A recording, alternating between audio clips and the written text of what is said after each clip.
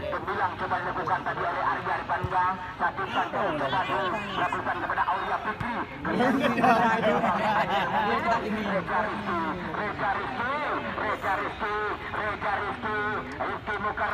Rizky Mukarrami kemana akan dilakukan Rizky Mukarrami 1-2 passing pass coba dilakukan kepada Reza Rizky, umpan dari ke belakang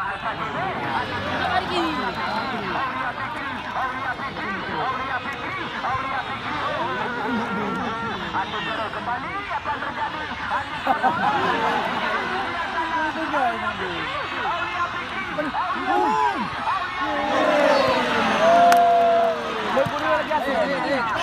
Hai, baik lambat, baik kalau kamu salah ngon bola kat tak bangah. Kali ini kat dah salah ngon. Acau dah mereka menggunakan. Ini lebih demi bola.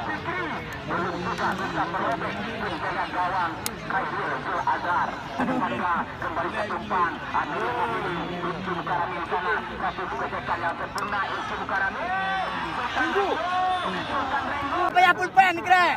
pemain belakang dengan kedatangan ISP 1245 coba dilakukan Ya salam Bekam kau. Kapu ni yang kegau kau peralai. coba dilakukan Rahmat Kapral Aulia Fikri bersama Adu Peron satu pas coba diberikan masih bisa diselamatkan tertiran coba dilakukan oleh Rizky Mukarrami Zahid Kesha di sana ada Rahmat Kapral Ya Kapral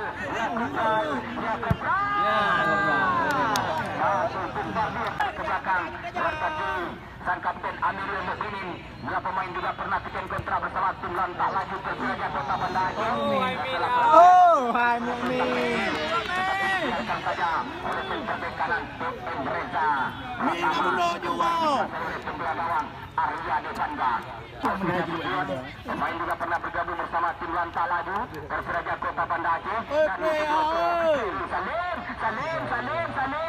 Salim. Ada pura-pura ada bola. Dua kali coba dilakukan oleh Khairul Salim. Tetapi dengan begitu siap penjaga gawang Arya Devanda. Kemana yang akan dilakukan sana